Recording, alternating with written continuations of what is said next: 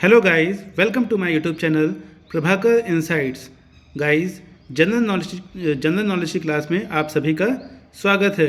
और आप पढ़ रहे हैं भारतीय अर्थव्यवस्था के बारे में। और आज का जो टॉपिक है वो बहुत ही इम्पोर्टेंट होने वाला है। आज हम परिवहन एवं संचार विभाग में जितने भी क्वेश्चन आंसर हैं उसको कवर करेंगे। ओके गाइस, तो यहाँ पर जो पहला क्वेश्चन निकल के आ रहा है वह है, भारत में रेलवे तंत्र कब स्थापित किया गया था? तो भारत में रेलवे तंत्र जो है वह वर्ष 1853 ईस्वी में स्थापित किया गया था। भारत में प्रथम रेलवे लाइन का निर्माण कहाँ हुआ था? तो भारत में प्रथम रेलवे लाइन का निर्माण मुंबई और ठाणे के बीच में हुआ था। भारतीय रेलवे कितने जोन में विभाजित किया गया है? तो भारतीय रेलवे जो है वह 18 जोनों में विभाजित किया गया है। भारतीय रेलवे किस प्रकार के रेलवे लाइन का प्रयोग करती है? तो भारतीय रेलवे जो है वह ब्रॉड गेज, मीटर गेज और नैरो गेज लाइनों का प्रयोग करती है। ओके गाइस, अब हम आ गए हैं प्रश्न नंबर 5 में, जो कि है, भारतीय रेलवे का एशिया में कौन सा स्थान है? तो भारतीय रेलवे का एशिया में द्वितीय स्थान है। विश्व में भारतीय रेलवे नेटवर्क की स्थिति कैसी है? तो चौथी है। भारतीय रेलवे को सर्वाधिक राजस्व किससे प्राप्त होता है? तो माल ढुलाई से प्राप्त होता है सर्वाधिक राजस्व भारतीय रेलवे को। शताब्दी एक्सप्रेस गाड़ी का नाम किसकी शतवार्षिकी को संबोधित करता है? तो जवाहरलाल नेहरू। कोंकण रेलवे जोड़ता है रोहा से मंगलुरु को। विश्व का सबसे लंबा रेलवे प्लेटफॉर्म है गोरखपुर में। भारतीय अर्थव्यवस्था को गति देने वाला परिवहन का मुख्य साधन क्या है? तो वह है रेलवे। विश्व में सर्वाधिक तेज गति से रेलगाड़ी चलाने का श्रेय किस देश को प्राप्त है? तो चीन को प्राप्त है। कोंकण रेल मार्ग नहीं जोड़ता है तो किसको नहीं जोड़ता है? बेलगाम को। और जोड़ता किस किस को है कोंकण रेलवे? तो मडगांव को, रत्नागिरी को और उडुपी को। बिना विराम चलने वाली पहली वातानुकूलित रेलगाड़ी दुरंतो निम्नलिखित में से किन स्थानों के बीच चलाई गई? तो सियालदह से नई दिल्ली के बीच में चलाई गई। रेल किराए भाड़े पर सुझाव देने के लिए कौन सी समिति गठित की गई? तो नंजुनंदप्पा समिति को यहाँ पर गठित किया गया। बड़ा ही अजीब नाम है, नंजुनदप्पा 16 नंबर है गाइस। भारत एवं पाकिस्तान के मध्य चलने वाली समझौता एक्सप्रेस चलती है तो अटारी से लाहौर के बीच में। मैत्री एक्सप्रेस रेल सेवा का संबंध किससे है? तो भारत से बांग्लादेश। पैलेस ऑफ व्हीकल्स की तर्ज पर नई रेलगाड़ी डेक्कन आरडीसी मुख्यतः किस राज्य में निकलती है? तो महाराष्ट्र राज्य से निकलती है। भारत के रेल मंत्रालय की बुलेट ट्रेन चलाने की योजना जो है मुंबई से अहमदाबाद के बीच में है। हावड़ा से हुगली के प्रथम रेलगाड़ी कब चली थी? तो 16 अगस्त 1854 ईस्वी में चली थी। मुगलसराय जंक्शन रेलवे स्टेशन का आधिकारिक तौर पर नाम बदलकर क्या रख दिया गया है अभी? तो इसका मुगलसराय का नाम जो है अभी वर्तमान में है Deendayal Upadhyay junction railway station नाम है। गाइस, अब हम आ गए हैं 22वें नंबर पर, जो कि है, भारत में निम्नलिखित में से किस शहर में एक से अधिक रेलवे अंचलों के मुख्यालय हैं? तो कोलकाता और मुंबई दोनों में। इस समय भारत का सबसे बड़ा राष्ट्रीयकृत उद्यम कौन सा है? तो भारतीय रेलवे है। भारत में यात्री यातायात में सड़क यातायात का हिस्सा कितना प्रतिशत है? तो 85% है। भारत का 40% सड़क परिवहन होता है तो राष्ट्रीय राजमार्ग से होता है। राष्ट्रीय राजमार्गों पर कुल सड़क आवागमन का 40% यातायात होता है, जबकि राष्ट्रीय राजमार्गों की लंबाई कुल सड़क मार्ग का कितना है? तो 2% है। राज्यों में सड़क मार्ग की लंबाई प्रथम स्थान किसका है? तो महाराष्ट्र का है। पिछले 4 दशकों में माल परिवहन में सड़क परिवहन का हिस्सा बढ़ा हुआ है।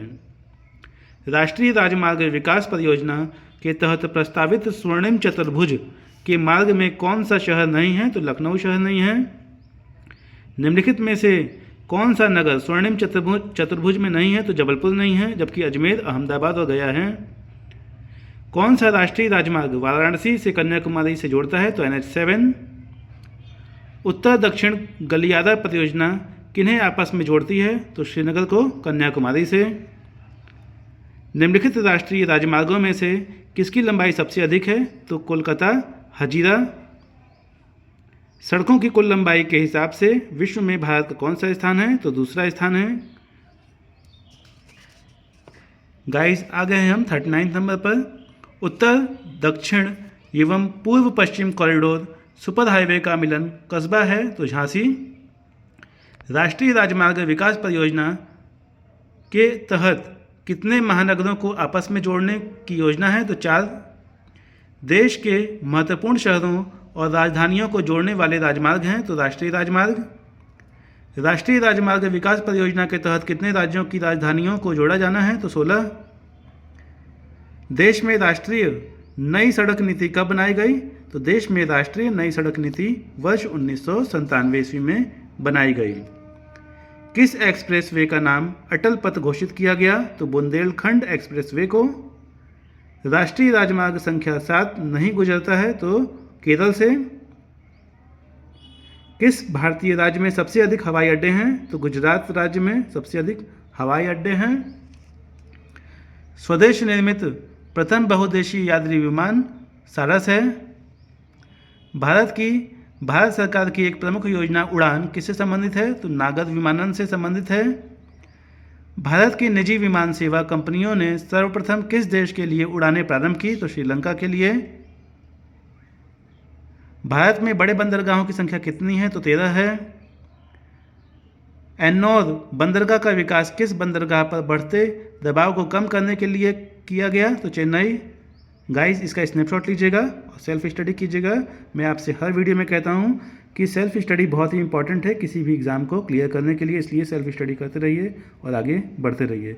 निम्नलिखित में से कौन सा एक कृषि पोताश्रय है? तो चेन्नई। गाइस अब हम आ गए हैं प्रश्न नंबर 73, 73 नंबर है। कोझिकोड बंदरगाह कहाँ पर स्थित है? तो कोझिकोड बंदरगाह केरल में स्थित है।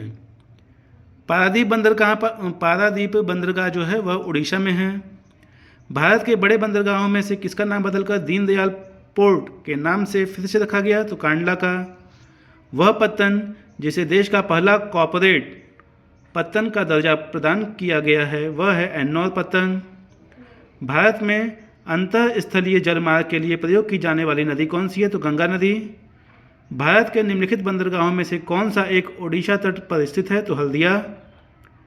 निम्नलिखित में से कौन सा गुजरात का बंदरगाह कस्बा नहीं है? तो जामनगर। जबकि ओखा, पोरबंदर और वेरावल जो हैं गुजरात के बंदरगाह के कस्बा हैं। राष्ट्रीय अंतर्देशीय नौवहन संस्था अवस्थित है? तो पटना में। वर्तमान मुंबई बंदरगाह के दबाव को कम करने के लिए कौन से पत्तन का निर्माण किया गया? तो नहावा शेवा। निम्नलिखित में से गंगा नदी के किस भाग को राष्ट्रीय जलमार्ग घोषित किया गया? तो इलाहाबाद से हल्दिया। गाइस 85 नंबर है। निम्नलिखित में से किस राज्य में 2 से अधिक प्रमुख बंदरगाह हैं? तो तमिलनाडु। टेलीफोन नेटवर्क की दृष्टि से भारत का विश्व में कौन सा स्थान है? तो तीसरा। देश विदेश के टेलीफोन ट्रैफिक के बेहतरीन संचालन के लिए देश का पहला टेलीपोर्ट कहाँ से स्थापित किया? तो बेंगलुरु से स्थापित किया गया। गाइस इसका स्नैपशॉट लीजिएगा और सेल्फ स्टडी कीजिएगा। ओके गाइस, और कंटिन्यूटी बनाए रखिए, रिवीजन करते रहिए।